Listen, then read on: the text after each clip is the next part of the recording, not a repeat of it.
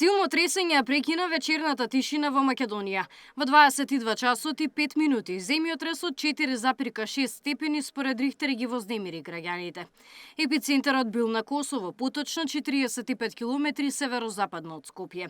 Силниот удар најмногу ги вознемири граѓаните во Тетово и Скопје.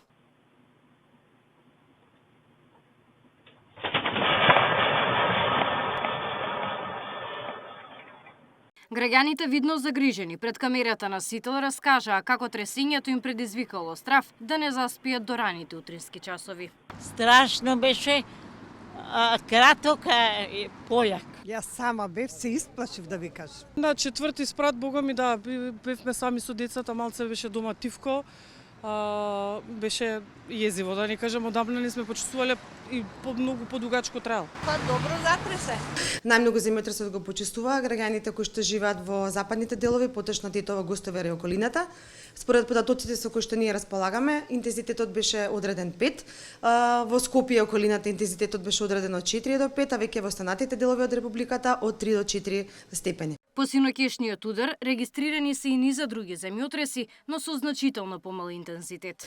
После земјотрес со умерена магнитуда како што беше овој, очекувана е некоја последователна сизмичка активност, да имаме ние регистрирано, меѓутоа тие се во групата на слаби земјотреси кои што воопшто не се ни почувствувани од граѓаните на нашата држава. Територијата на Косово па и западниот дел на Македонија е тектонски активен. Поради сизмичка активност во регионот, познавачите велат дека делови од Чарпланина почувствувале поместување и тресење како резултат на земјотресот. Првични некои проценки и мали анализи покажуваат дека за околу 10 до 15 мм е издигнат делот на Шарплена, посебно од косовската страна, и хоризонтално, бидејќи станува збори за хоризонтален расет од северната страна, значи хоризонтално некаде до 2-3 сантиметри. Сепак за многу попрецизно одредување треба посебна методологија. Граѓаните почувствувале хоризонтално нишење, објаснуваат познавачите, бидејќи тогаш сизмичките бранови минуваат под планински предел. Интересно беше што почувствувавме некое како хоризонтално нишење.